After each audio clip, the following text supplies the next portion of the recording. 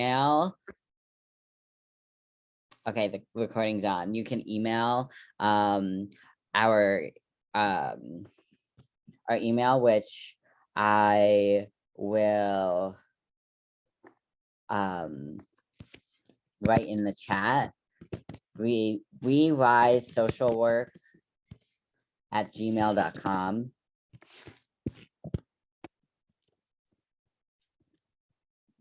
Okay, awesome. So let me introduce myself. My name is Felix Simpson. I use they, them pronouns. I am an LMSW practicing in the Capital Region. For some reason, my pronouns are in my name twice, so I'm gonna just fix that. Okay. So I'm facilitating this town hall tonight. There will be another facilitator. They're going to be a little late, so just bear with me while I take care of things by myself for the first 15 to 30 minutes. So something I think is relevant to share about me as a facilitator and why I'm really passionate about facilitating this town hall, which you should all know what the town hall is if you're here, but if you just kind of stumbled upon us, the town hall this week is focused on polyamory and non-traditional relationships and BDSM and how those experiences are connected to us as social workers and how we as social workers can hold those experiences. And do we even hold those experiences properly? What's the field doing for non-monogamous, polyamorous, kinky folks right now?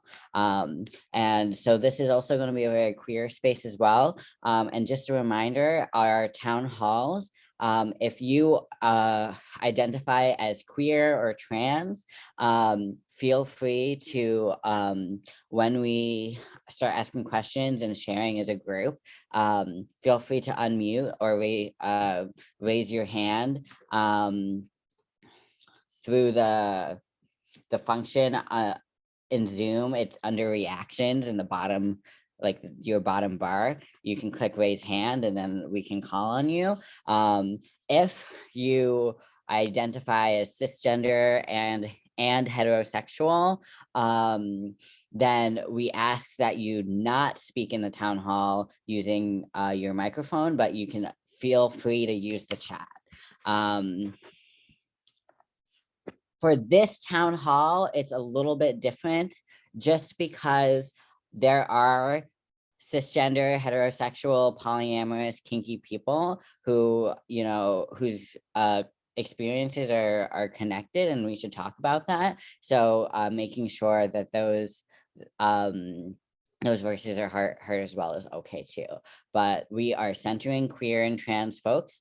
And I personally love to center the voices of queer and trans, Black and Indigenous people of color as well, even more.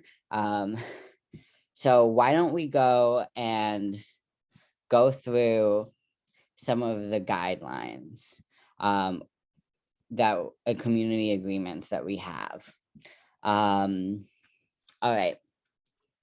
So for people who have just entered the chat, you can rename yourself and add your pronouns if you want. That helps everybody know how to refer to you. Again, this is an LGBTQ space, so allies. I personally don't like the word allies, but people who intend to support the LGBTQ community but are not a part of it, listen, acknowledge, and type in the chat. So this is the town hall where we're going to be, you know, talking about our experiences with polyamory, queerness, kink, those things this time. We have a special interest group, so an LGBTQ special interest group, and that is for specifically queer and trans members to come together to do some planning and discussion about how what we would like to see from the social work field. That's going to be next week, February 22nd, at 6:30.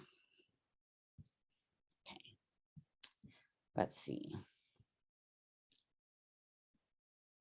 So something that's really important here is to remember that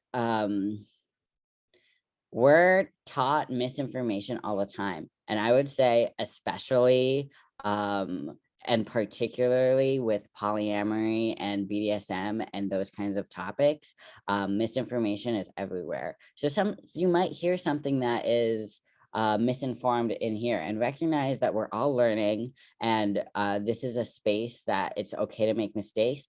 I personally am someone who does not mind calling people in. So if there's something that happens, you will probably see me call someone in, but know that that is okay. That if you're called in, that's awesome.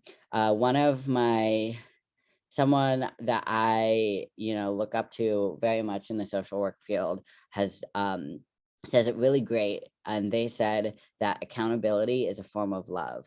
So when when other people ask you to be accountable for your actions, it's not because they hate you or something, or that you're a bad person, but in reality it's because they want to share space with you. And the way to share space with people is to learn how to respect each other. And accountability is just talking about how do we respect each other, and how can we share space properly together.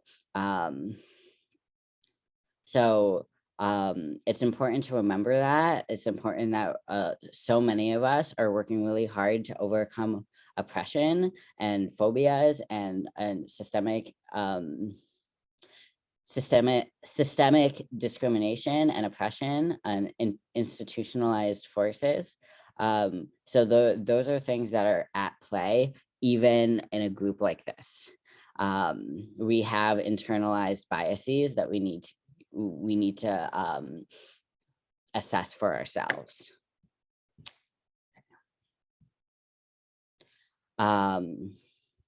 So we agree, a guideline that we have is that we agree to not blame ourselves and accept responsibility, and not repeat misinformation.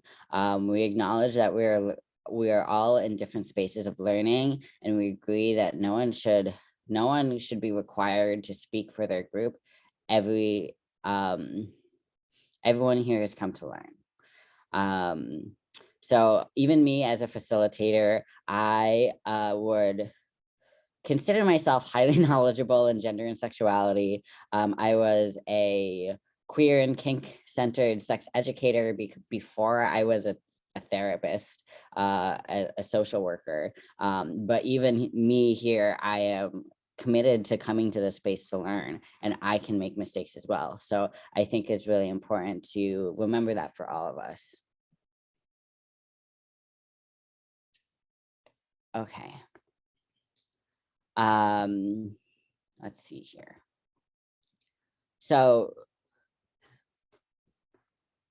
I want to go through a little bit of vocab for some of us, because polyamory, kink, and BDSM is not taught in school. We have like a little vocab list and everything for folks that you can look at, but I want to just highlight a couple of things. Oh yeah, so it's put in the chat already, the doc, so maybe if you want to, you can read along. So the first definition we're going through is polyamory. Polyamory is the practice, desire, or acceptance of having more than one intimate relationship at a time, with the knowledge and consent of everyone involved. So it's often abbreviated as polyam. We often see people in the community calling it poly, but there is a lot of talk in the Polynesian community who identifies as poly, that has for a long time. and has requested that the polyamory community uses Polyam or some other form of abbreviation rather than poly, because Polynesian folks have been using the abbreviation poly for forever. So that I think is important to know. So this can be sexual or romantic relationships. There are tons of different ways that polyamory is played out, is expressed. But the key point here is that it is consensual for everybody, and that everyone knows what's going on. So kink refers to unconventional sex practices. And the reason why I use those things, quotations for that, is because I don't really believe in conventional or unconventional or what's normal. And also there are a lot of sex practices in kink that a lot of asexual folks do that aren't sex. For example, it's when I say sex practices, I don't necessarily mean sex or sexual, but BDSM, kink falls underneath the BDSM, which is just an umbrella term. It stands for bondage, discipline, dominance, submission, sadism, masochism. So the D and the S have two terms each. BDSM has a long history of sexual expression and a very close ties historically to the queer community, and that is one of the reasons why we wanted to talk about it today. There's been a lot of discrimination against folks who practice BDSM, and there's been a lot of camaraderie and solidarity between BDSM practitioners and queer folks, and the Venn diagram between those two groups of people, the overlap is large. So this, I'm not going to go through all of these different vocabulary things, just because everyone has it available to them and they can just look at it. The one definition that I did want to say that I think is really important, we often hear the term ethical non-monogamy, which in my opinion bothers me a lot, because there's an assumption that if it's not ethical non-monogamy, then non-monogamy by default is unethical. And in my opinion, that is kind of a silly thing to do. If anything, I often refer to monogamous people as people who are practicing ethical monogamy. We never hear that term, but I personally think there's a lot of unethical monogamy going on. So when I talk about monogamous people, I'm like, so I hope you're practicing ethical monogamy. Because it flips it on the head a little bit, and also I really think that word ethical non-monogamy has connotations that it didn't mean to have. Alrighty, folks. So it looks like in the chat there are some definitions, which is really useful. Thank you so much.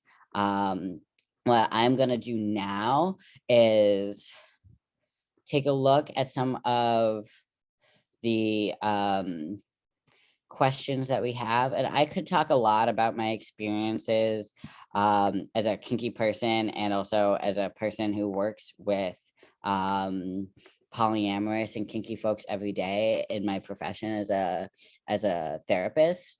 But I think that I want to hear some of everybody else's voices. So as a reminder,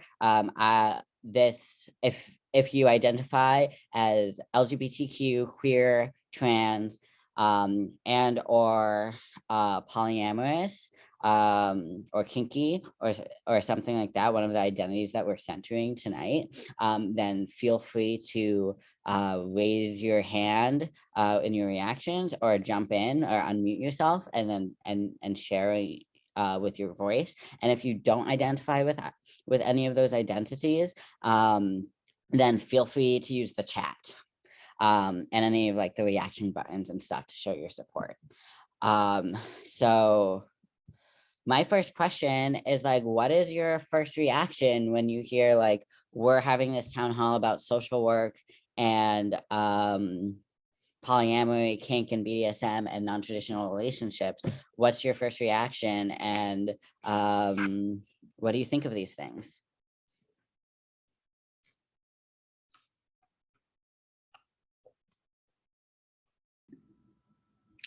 Hi. Break the ice. My name is Michelle. I go by she, her. I'm an LMSW psychotherapist working in New York City. I do identify as queer. I am a part of the kink community as well. I also am currently practicing non-monogamy. So I was actually very excited to hear about this town hall. Funny enough, I got sent a link by my old roommate, who is not in the kink or queer community, but knows I am. And so was very, very pleased to see this as a topic of conversation, especially because I think there is so much overlap between the queer, kink, non-monogamous community and social work itself that really gets overlooked, and people really don't seem to know how to have those conversations or even how to bring them up a lot of times. And so I think it's really wonderful that this is going on. Yeah, thank you so much for sharing that. How about other folks? What are your thoughts?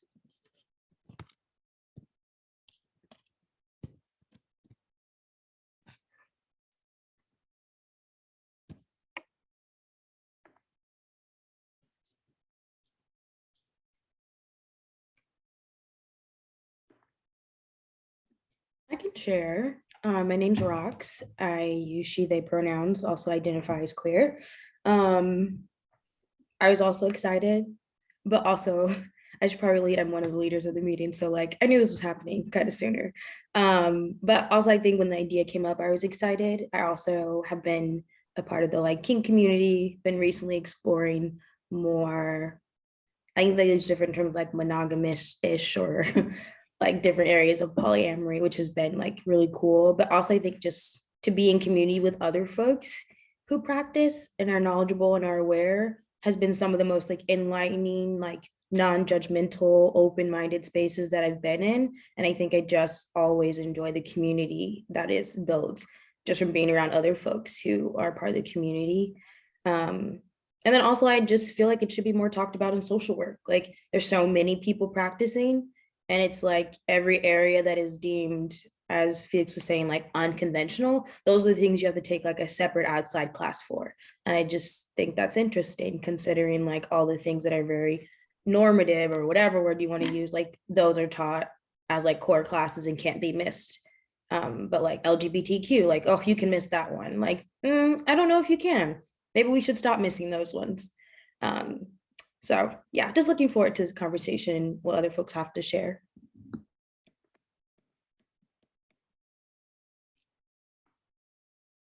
Yeah, thank you, Rox.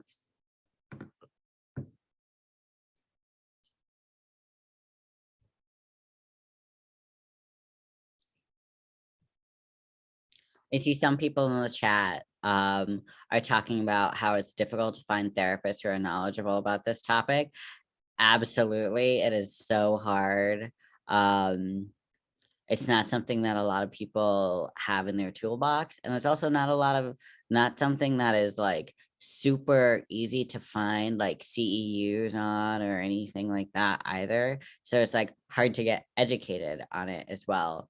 And it's also something that has a lot of biases for people. I think it's really easy to apply the socialized monogamous mindset that we are raised with onto our clients when they're expressing that maybe they want to open up their relationship or something like that. At least, so I feel like that's a good segue to my next question, which is, how does this show up in social work? How are we connected to polyamory and kink and BDSM? How does it show up?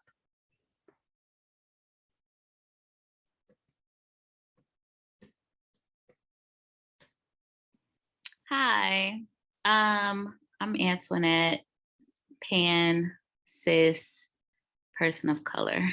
I think that it doesn't show up enough. I think it's still one of those things that is very hush hush, unless you kind of run in those circles personally, which I do. And interestingly enough, I came across this link in a social work group that is centered around Black women in social work. And someone posed the question about polyamory. And it was very interesting how a lot of social workers who have been doing social work and therapy for years were like, well, I've never really come across anybody that's polyamorous that doesn't have a problem in their relationship. And that's why they're polyamorous and they're missing something. And, so it's just very interesting, especially in communities of color, how we view non monogamy, even though if you really trace our roots, it's kind of where we are. Like if you go all the way back, that's what we practiced, our ancestors. So, like, being westernized and being taught that monogamy is like the thing and the only thing, especially when you go into like these religious sectors and things of that nature. So it's very interesting, the conversation surrounding it, especially in social work, which is a profession that people are expected to be open-minded and like really like on the more liberal side of things. So very interesting to me. Yeah. Oh my gosh. Thank you so much for sharing.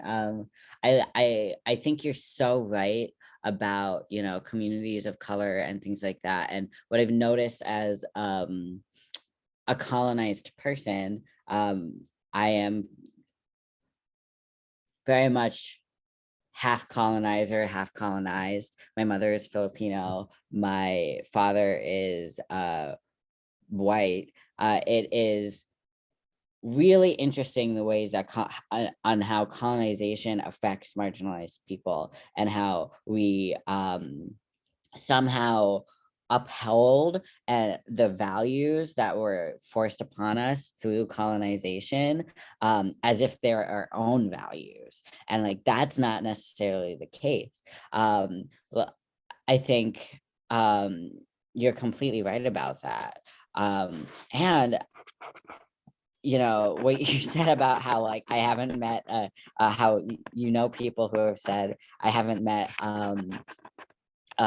anybody who's polyamorous who doesn't have a relationship problem is like that is a beautiful example. It's not beautiful, it's a very big example of the biases that we can hold as social workers, and we're supposed to be open, right? But I find in my conversations in town halls like this is that what people are realizing is that historically social workers are not open-minded. They're not necessarily they're perpetuators of racism, they're perpetuators of homophobia and transphobia, they're perpetuators of monogamy culture and things like that. And we really have to unlearn our biases. So I really appreciate you sharing that. How about other people? How do they see polyamory, BDSM, kink, non-traditional relationships in their line of work or in social work field in general?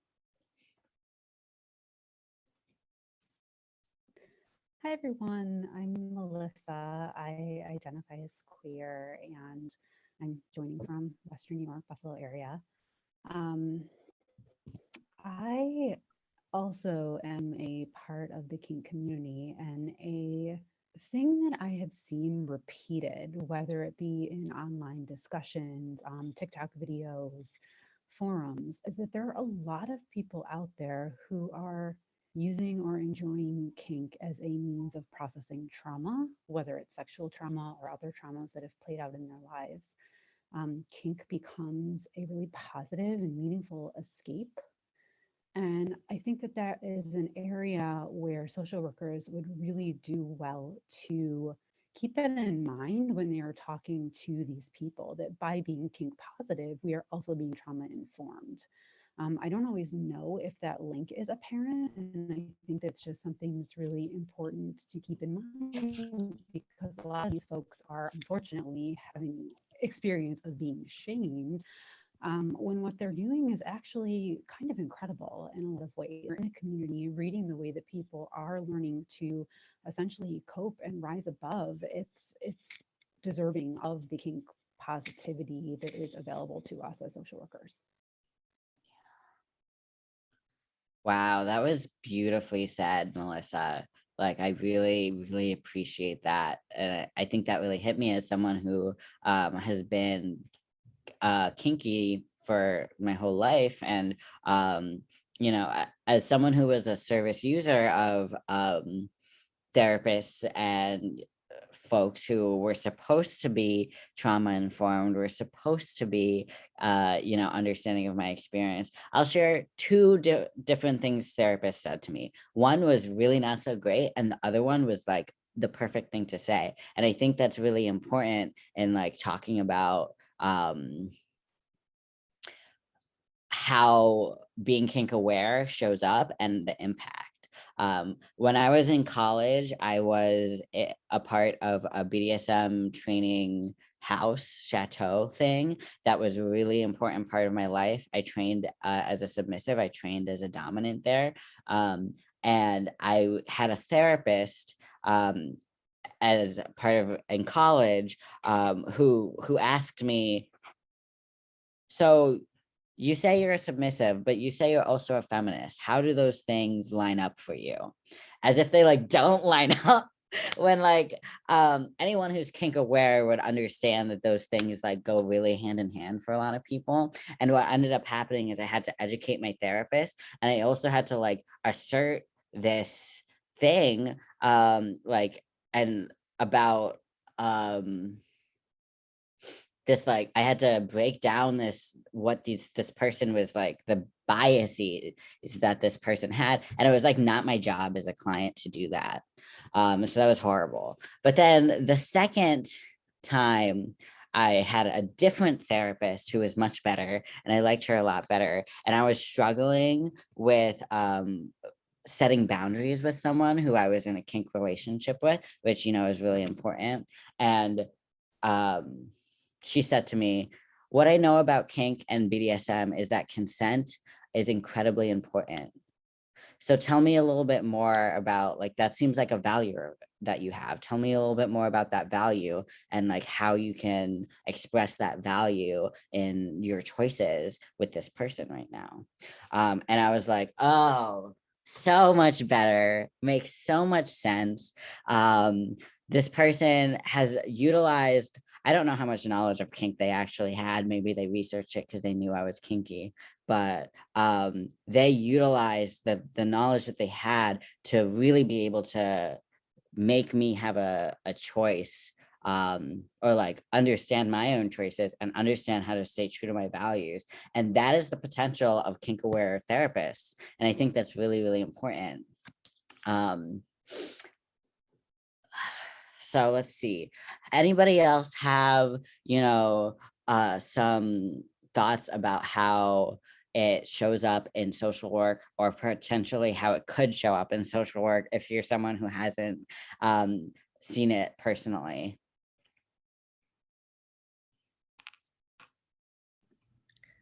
So going off of what you said, I think like kink values and the things that we were taught as members of the kink community are directly values that align with social work. It is consent. It is informed consent.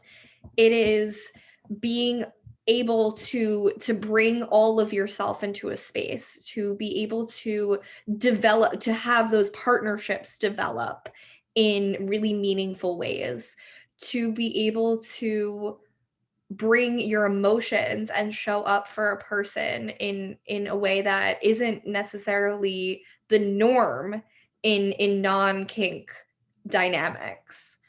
I think social work values are very, very in tune with the values that are in the kink community. But I don't think people realize that. And I think that's a big part of where a lot of the stigma comes from, is that people don't understand kink practitioners or understand the really the deep conversations and all of the things that go into building a kink relationship, to creating even just one scene with a person. um and those are really important, and as social workers we hold so many things for so many people, and those are similar. That's similar to the way that someone who's practicing kink might come in and hold something for someone else. um so I think there is a lot of overlap that people just don't realize. And I think it's also, um going off of what Melissa said about people who really look towards kink as a way to have therapeutic experiences. If there aren't kink aware practitioners who are trauma informed, then people are going to look towards kink for more of those experiences without understanding all of the emotions that may come with it. I do see a lot of people who are not therapists, who are not mental health professionals, teaching kink as a therapy when it is a therapeutic experience for someone. And that can be also really dangerous. And I think that's why we need more people to be kink aware therapists, so that you are doing both of the things. You can have your therapeutic experience, but also be engaged in therapy. Yeah. Yeah, thank you so much. I think that distinction is really important, and viewing, like, being kink aware, that knowledge as a tool to really help clients is really important. There there are some things in the chat that I want to highlight, so I'm going to do so. Antoinette said, I have seriously had to unpack my own biases surrounding kink. Yeah, I think that's really important, and thank you so much for saying that. Yeah, understanding why other women's of acceptance bothered her so much. Yeah, I think that is really, really important to talk about. Our DSM, like, literally pathologizes so much about BDSM. There is so much in BDSM where you could, like, literally diagnose them with an issue. And so if you come from a mindset where you don't understand kink, which most people don't understand kink, right? Most people don't. If you come from that mindset, it looks like abuse, I guess, for folks who, like, don't understand. And so some of that biases is our own stuff that we're dealing with, which I think is, like, a common thing for therapists to have to deal with outside of the world of kink. Is like, for example, like, my sister's a people pleaser. I have so many people pleasing clients. I had to deal with my feelings around people pleasers to understand my clients who were people pleasers. Our personal shit gets into our therapy all the time. The issue with kink and BDSM and polyamory is that often the personal shit that we have with these things are systemic messages that we have received, that non-monogamy is wrong, that BDSM and kink is wrong. There's something, like, psychologically wrong with you when you experience those things. But when you really think about, okay, I am not a scientist, so what I'm going to say is not based on my deep knowledge of anatomy, because I don't have a deep knowledge of anatomy. But what I can say is that when BDSM and kink is done correctly, people go into intoxicated states. And those states can be incredibly healing. So I wish there were like neurologically inclined people who understood brain chemistry to be able to really understand the science of kink and the science of sadomasochism and all of those things. Yeah, I just think that would be really important.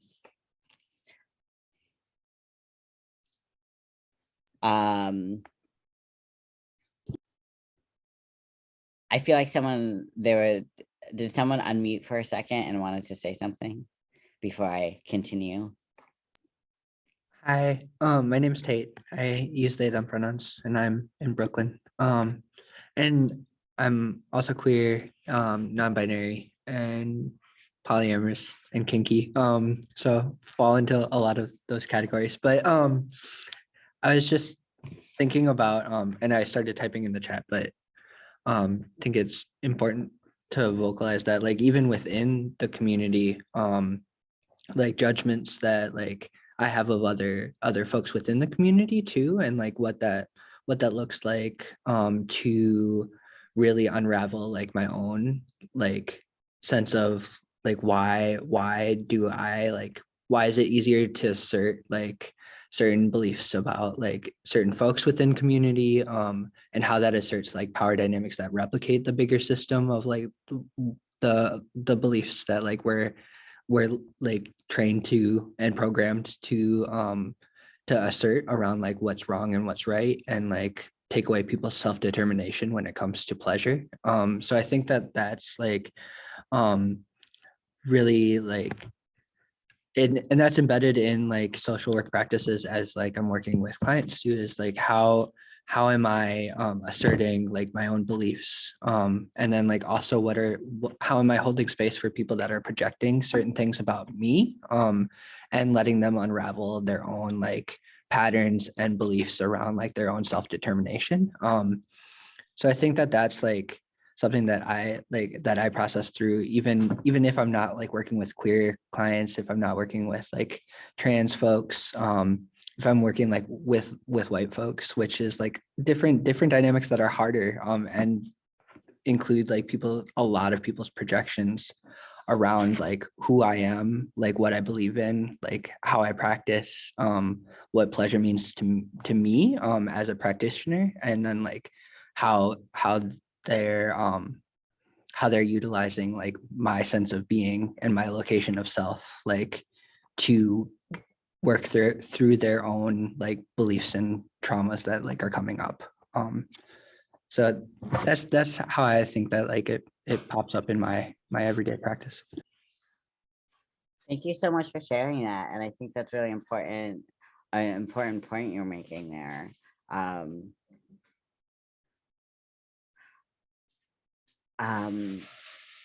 I want to highlight another comment in the chat. Kink and BDSM and non-monogamous frameworks are such useful accessibility tools we can give disabled clients to support in sexual health conversations, even if they're vanilla and monogamous. I think that's incredibly important. Kink positivity is a disability issue, in my opinion. There are so many freeing things about kink that is really important. There's so many things about non-monogamy that is disability friendly, and we don't talk about the communities of support that can be created through the polyamorous frameworks that people build for each other. And I think that's really important to say. So it was in the chat and I really wanted to highlight that. Another thing I wanted to highlight is I use the word intoxicated. Ruth in the chat says I would not use, referring to subspace and topspace. Ruth said I would not use the word intoxicated. It is a deeply meditative state. So I wanted to highlight that as well. I only use the word intoxicated because I don't drink or really do that many drugs, and BDSM felt like those things to me, like subspace, topspace felt like those things to me. But I like the fact that people are using different terminology and referring to it differently. And my voice is definitely not the most important one in the room. So I wanted to highlight that, that as well. So a lot of people are sharing some really awesome things, and I think that's incredibly important. I'm wondering, before I ask my next question, what, if anybody else has anything else they wanted to put into the space about social work and polyamory, non-monogamy, kink, BDSM, and non-traditional relationships.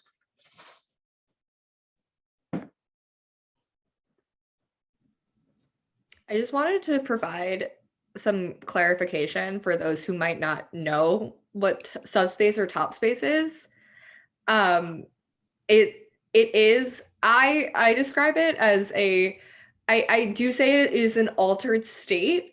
It can be meditative, it can be intoxicating. It is essentially it is what happens when someone is engaged in kink play, whether sexual or non-sexual, and it is a massive release of endorphins. At least in my experience, it is a lot. It's an endorphin release. It's an adrenaline rush. Some people say it's like a runner's high. It is the chemicals that get released in the brain when you are engaged in that type of play. So like, if someone is engaged in like regular sex, that can also similarly happen where you kind of get like lost in the moment and stuff like that. And so top space is from the top's perspective, subspace or bottom space is from the person receiving the action. And then a lot of what happens post that, which is also something that therapists and social workers should be aware, is what's called drop, which is when all of those chemicals, all those good feelings and like neurotransmitters in the brain stop firing, someone might feel depressed or experience some type of drop from the high they just had. Sometimes people describe it as like being on Molly, but like it's not always that intense. But those are the different states that might occur in those types of interactions.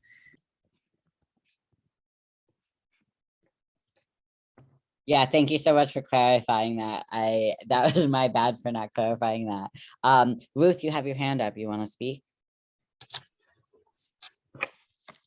Sure. Give me one sec here. Okay. Yeah, I just wrote quickly in the chat because I know we had discussed a while ago about the possibility of this coming up during one of these meetings. So I'm glad that the day has finally arrived. I've been a therapist and someone involved in kink probably for about the same amount of time. And what I have found is very interesting to me is that in kink communities, I will very rarely mention that I'm a therapist because I get a lot of pushback from kinky people that if I'm a therapist, I'm going to be reporting them to CPS or reporting them to whoever, right? And claiming that everything that they're doing is abusive. So I hide out the fact that I'm a therapist and I'm just the kinky person. Unless I know that that other person is a therapist, and then of course I'll connect with them. And that's how I've met all these kinky therapists. When I'm in the therapy world, I generally hide out that I'm a kinkster. Why? Because then I get pushback from the therapists that I'm promoting abuse and that I'm promoting people who all have PTSD and they've all been abused and they all need therapy and that kink is horribly wrong. And so I don't even bother to share it, honestly, because I just don't even want to get into that discussion. So that's why I'm very excited in this moment that we've got 45 people when I showed up here, whether you're into kink or not, that as a therapist, you are actually interested in looking at this. So I have a lot of thoughts about it. I'm not going to share it all here tonight. I just wanted to share that two of my worlds are colliding in this moment and that I am not the only one and that there are other therapists that I could invite to this space who would be thrilled to know that NASW, at least in New York, is finally come to this position. I'm sure there are many other NASW chapters that want nothing to do with this topic, truly. So bravo to us. You know, the fact that New York has been a center of kink culture in the kink world for a very long time. I'm sure that has something to do with this. So thank you. Yeah, thank you so much for sharing. And I resonate with so much of that. I have a really hard time balancing my kink and therapy worlds as well.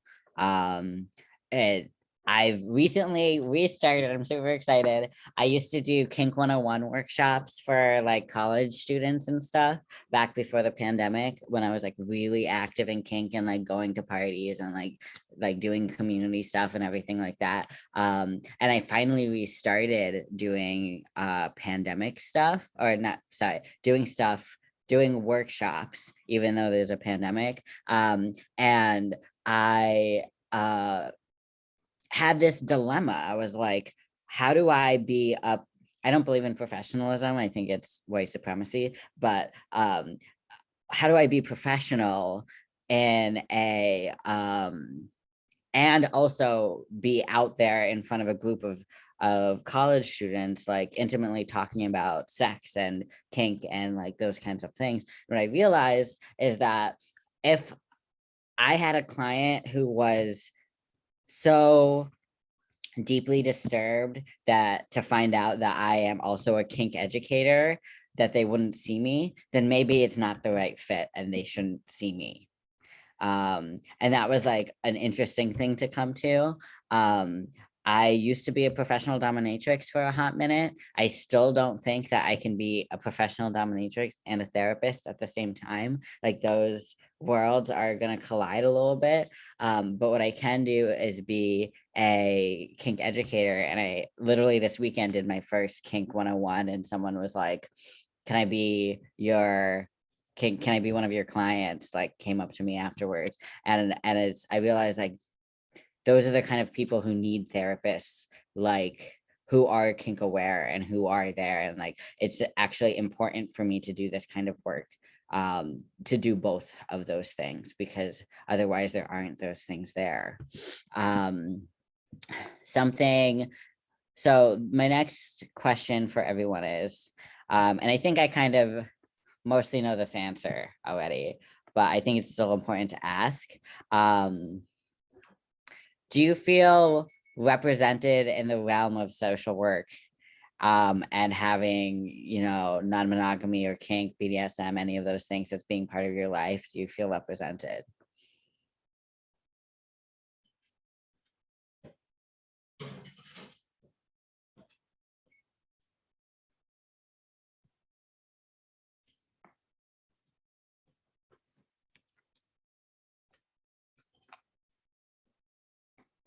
I can share. So I guess the simple answer is no. I guess the complicated answer or longer answer, I don't think I've heard it talked about in social work at all.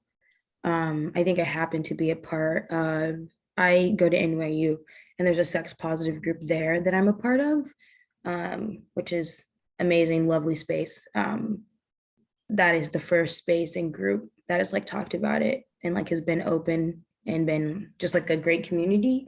But outside of that, it's not mentioned in class. I don't think there's like examples, or like they're always trying to use like case studies or whatever. Like most of those are very heteronormative, you know, whatever the word is supposed to be, typical or whatever. But you don't really see this talked about, probably because folks are uncomfortable, they're not knowledgeable, or they're going to be judged. You know, like I'm sure there are professors, you know, engaging in the community, but, you know, probably can't speak, can't say, whatever it is. So yeah, not super represented. It'd be cool if it was, and like figure out ways to do that, but. Yeah, that's a good point. I will share that I actually took a class, sexual identity and social work, and I'm not super happy. I wasn't super happy with it. It wasn't like they did kink for like a hot,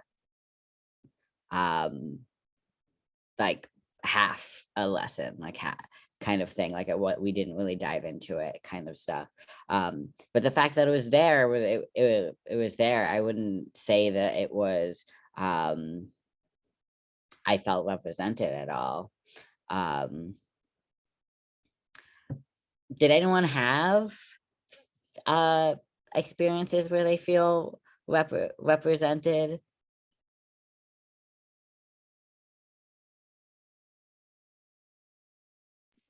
I took a social work and sexuality class. It was offered as an elective at University of Louisville.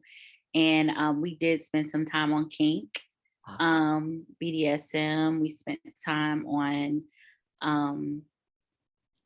sex, like in the disabled community, which was something that I hadn't even thought about. So I was educated on that. And then I had a very unique opportunity in my graduate practicum where I interned at the pediatric and gender education clinic. So I worked with transgender youth who were transitioning or identified as trans. I think the youngest patient that I saw was about 8. So that also gave me an opportunity to really understand, because like for me, I always thought of myself, even though I'm not trans, as a trans ally. And then I had to confront a lot of stuff that I felt surrounding that when it came to youth, because I was like, they're too young. But I was like, when I really, after I got educated about it, I'm like, they're really not. Like, they know what they want. They know, you know, how they feel and what they identify as. So shout out to my school, University of Louisville. I think they're on the money with it, honestly. Wow, I'm so jealous, actually, because my school did not show up in the ways that they needed me to. I needed them to show up for sure, and I've talked in these town halls for like what feels like hours about how much I like did not like my master's experience. And I'm actually really glad to hear that there were some good representation happening. Because that needs to happen more. It's nice. I was a little bit of a pessimist and was expecting nobody to say that they had a good example. So I'm really glad that there was a good example. So that makes me happy. I guess like on an offshoot of this, like, has anyone been like formally trained in these topics at all?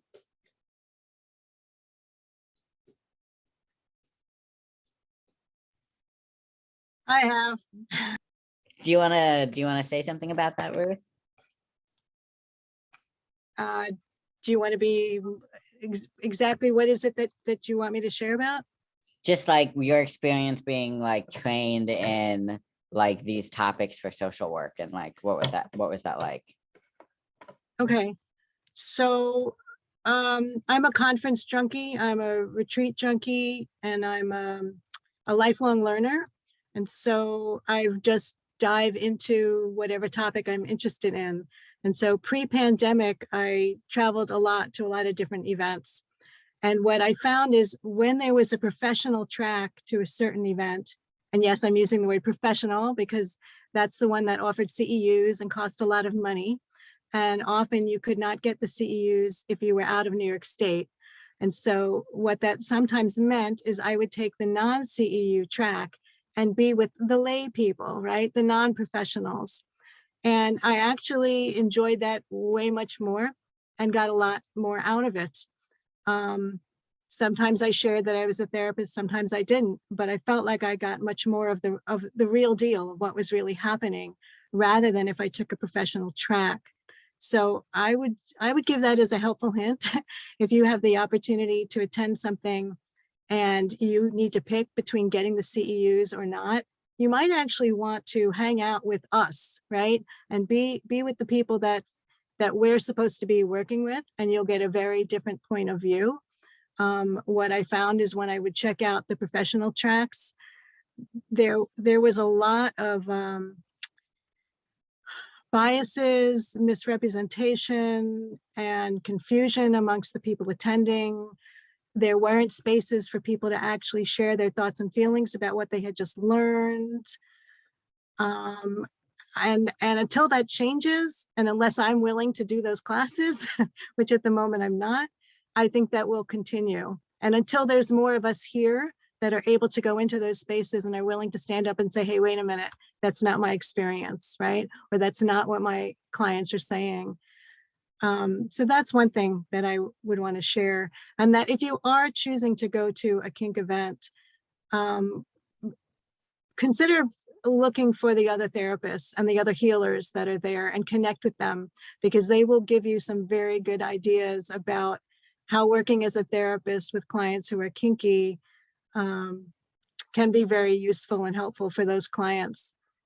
So that's another thing that I've been able to intersect the worlds. And I would say I've definitely attended a lot more kink events and sacred sexuality events, tantra events, the whole world surrounding kink. It's very large. It's not just kink related, and certainly sex positivity and sex worker communities. Kink comes up everywhere. So if you haven't been hearing about it during COVID, there's way much more online now available than there is now. And I'll just say for myself that I joined a site sort of to spy. I like to spy and hear what are people who aren't therapists putting out about certain things. So datingkinky.com, I don't work for them. Okay, this is not an ad, but I recently taught some classes, and I have not shared yet that I'm a therapist with this community. And at some point I'm going to have to make a decision if I'm going to do that. And I'm now in a position of being interviewed on podcasts, on YouTube and that kind of thing, and sites online, that my face and my name will now be out there. And that's going to be a deciding factor for me, because I'm already starting to get calls to teach at large scale kink events online that used to be in person. And that might mean if I do it online, then when it goes back to in person, they might invite me back to do it in person. And as a therapist, what does that mean? If I have clients that find out I'm doing this, might they choose to not work with me because this is completely against their values, right? Or might suddenly people be flocking to me because they've suddenly found a therapist who actually understands kink? So those are just considerations that I would invite you to look into. Thanks. Yeah, thank you so much for sharing that. I am really excited for you and like the teaching that you're doing. I admire that. I definitely want to be doing more workshops and teaching and things like that as well. So yeah, I think that's really cool. Okay. So speaking of teaching and things like that, I'm wondering what y'all feel like it's clear that it hasn't been in like a lot of people's school curricula, but I'm wondering what y'all think should be in schools in the curricula about this this topic. What should we be teaching our MSW students or BSW students? I think everyone, and I don't know why it's not a part of the core curriculum, I think everyone needs to take some type of course on sex and sexuality. That regardless of whether you're working with non-monogamous or kinky folks or whoever, that is such an integral part of any work. And the fact that it's not incorporated in any program except as an elective, to me, is something that needs to be changed. Similarly to, I believe it was Antoinette who said that she had an elective on it. I also took an elective on sex and sexuality and like doing sex positive social work, but it was an elective. So everything was really condensed and you had to choose to take that class. So a lot of people in the class were already people who kind of were familiar with that topic. So I think it is necessary education, especially like I think it at the base, understanding non-monogamy and being open to the idea is something that needs to be told essentially to clinicians. Because if we're working with couples, individuals, whoever, those are things that might come up at some point. And yet I feel like a lot of clinicians don't even have basic sex education. But that's a fault of the United States. We have terrible sex education here. You make so many good points. I think I agree with you completely on all of those things. What about other people? What do you want to, what would you like to see? What would you have wished that you had when you were a student?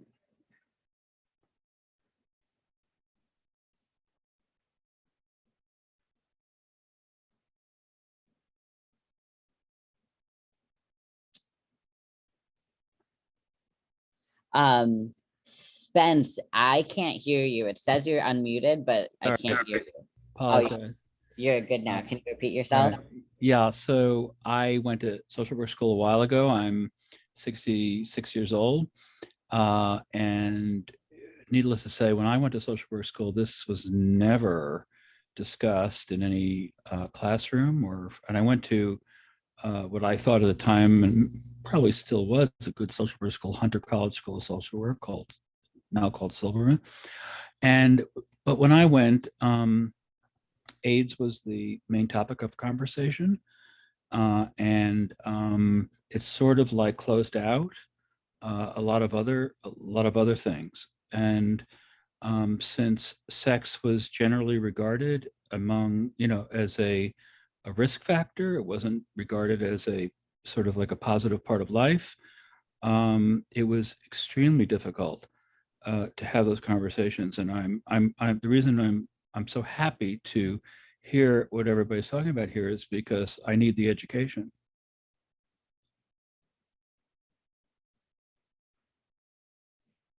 Yeah, thank you for sharing that. And, I think a lot about how like the evolution of our social work schools is really interesting to me. And I know that we have, continuing education credits, but like our foundation is supposed to be what we're taught.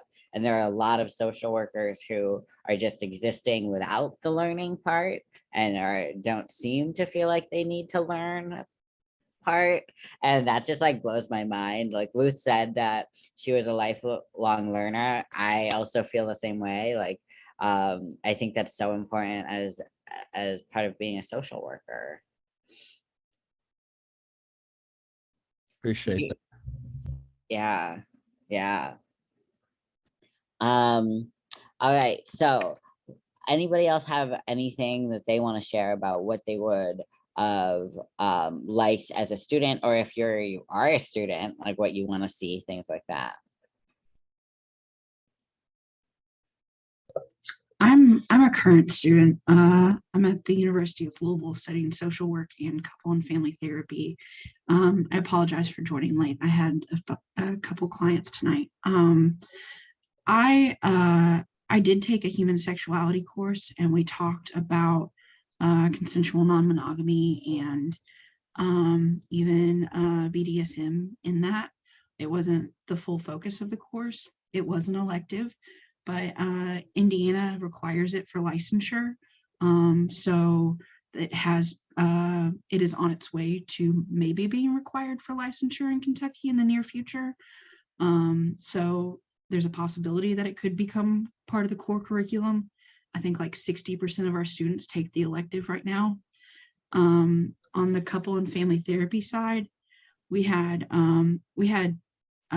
designated days in my like modern therapy courses where we talked about polyamory and complications of like working with like being a kink friendly therapist, and how do you assess for domestic violence and protect your clients when you're documenting notes, when that is part of their dynamic. And I wish we had more time in our curriculum where we talked about that, but fortunately my cohort has been very positive. So yeah, National Coalition for Sexual Freedom, I think ASECT too, like the American Association for is it sexual education? But I was gonna ask too, like I would really like it if we talked more in social work about sexual education for people with developmental and intellectual disabilities. I feel like that's a population that is often left out of conversations, and definitely something that I feel is really important when we're talking about, safe, sane, consensual. So, just empowering and everybody, in charge of their bodies. So I'm going to get off my soapbox, but thank you for having me here. I really appreciate it. Thank you so much for sharing. I think so much of that was important. Again, I'm like so jealous to hear like when folks have like actual content about kink in their schools, or like polyamory and like things like that. Like, I think that's so incredibly important. I think it's like how you document notes and stuff like that. That's not something that was in my sexual identity course that, like it very much feels like it was taught by someone who like wasn't really caring that much about the content, just that it was a sexuality thing, and then you have to teach it kind of stuff. Something you mentioned, which I'm personally, this is not a whole kink community thing, but I personally am very particular about, is you said the phrase safe, sane, and consensual. I actually prefer the term RAC, which is risk-aware consensual kink. And the reason why I do that is because kink is never safe. It's like you can be safer, just like you can have safer sex, but there are so many risks involved that like it's almost never like safe. And then sane, what for some people like being peed on is insane, but for other people like that is just like a Thursday. And like I think that the term sane / insane is a little bit, not just a little bit, is ableist. So like and then the consent part obviously has to stay there, but that's why I see a lot of people in the kink community moving towards RAC as the new abbreviation, or for that kind of thing, which again is risk-aware consensual kink. Just because yeah, I think I just wanted to say that, and thanks for bringing it up. Yeah, thank you for that feedback, Felix. I really appreciate that. Definitely wrote that down to keep in mind.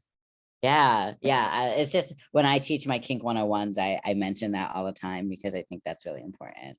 That we like change as a kink community, we're changing that language a little bit, in my personal opinion. Okay, so we are winding down a little bit. I'm wondering if anyone has anything else that they wanted to share about this stuff that they didn't get a chance to share yet, or if I didn't ask a question that they wanted to answer, or anything like that.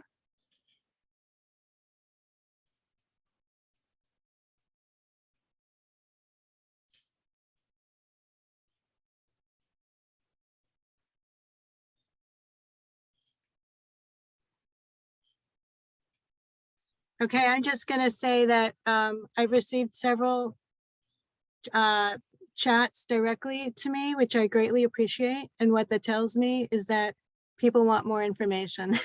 So I can only type so fast. I'm going to try and put a few more things in the resource list. And I'm happy to give out my phone number to people at this point if people want to call me. That's really the best way to get a hold of me, because I've got my fingers in a lot of different projects. And if you email me, I honestly may not get to it for a couple of days. So I just want to offer my services on this topic. I'm a therapist of 30 plus years. And like I said, I was one of those underground kinksters before you would ever consider even talking about it in a conversation. Also, if other folks have resources, I updated the vocab doc so everyone can edit. So if you have like a resource, like feel free to add it, and it's like way at the bottom under vanilla, which you'll see when you get there. But also like kind of letting us know too, like what this resource you're sharing is. So like hey, this is a book about so, or like whatever it is, so we can like be aware. Something that I've also seen some folks do is that if you know of an event and you've gone there and you are a part of a marginalized community, letting us know like, hey, this is safe. I felt safe when I went to this event as a, so-and-so person, because sometimes some of these spaces are not always very friendly to other marginalized groups and things of that nature. So if you could also let us know like, hey, I went to this event and like I was well received and accepted, or this event typically is dominated by so-and-so or whatever it is, or like, hey, I heard about this, please don't do that. Like that's just as good of a resource is to let us know like, hey, this space has not been the safest for other folks. Because we definitely don't want folks to be engaged in different events and community and spaces where you feel harmed or hurt, especially if that's something other folks are experiencing as well. Yeah, thank you. All right, folks. So one thing before we check out for the night, we do have a special interest group meeting for LGBTQ folks next. It's usually the week after our town hall. So this time it's Tuesday, February 22nd at 6:30. I think Rocks, if you could put it in, yeah, okay, great. So Rocks just put the Zoom link to that meeting in the chat if you wanted to join that. And that is for specifically, it's a LGBTQ queer trans specific group where we are like talking about like the ways that we feel like we want to change the field and how we can do so. Alrighty, folks. So before we end, does anyone have any last thing that they want to put in before we close out for the night?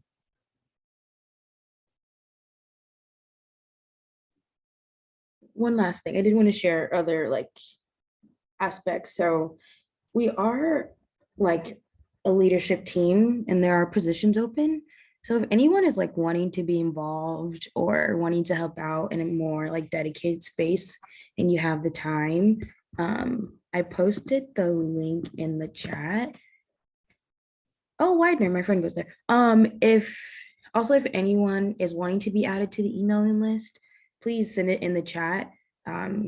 We are gonna like collect those emails and send it out. If you've been a part of these meetings already, we probably sent an email and it probably went to your spam. So just check there because we are sending out information. We also do know it's going out to spam as well. And then in those emails also includes our social media, which definitely is like more updated, especially the Instagram is probably where we're most like active and like posting things and doing stuff. So if y'all are interested in any of those things, I can also post. There's a link to our Instagram. We have on Instagram, Facebook, and Twitter. Twitter is iffy to run. I'm gonna admit that. So I don't look for any spectacular things on Twitter because they're not spectacular right now. We also are not following anyone. So if you follow us, then there'll be spectacular things. But here are some of the links to get to the Instagram, the Facebook, and the Twitter. And then I've been posting a feedback form. So if y'all like want to give feedback or you have thoughts as well, please let us know. We want to make this like the best space possible. And the only way to do that is if you let us know whether you hate it or not. So just gonna let us know your thoughts. And we do appreciate y'all coming. But if there are any last thoughts, I just wanted to get that out before we ended the meeting.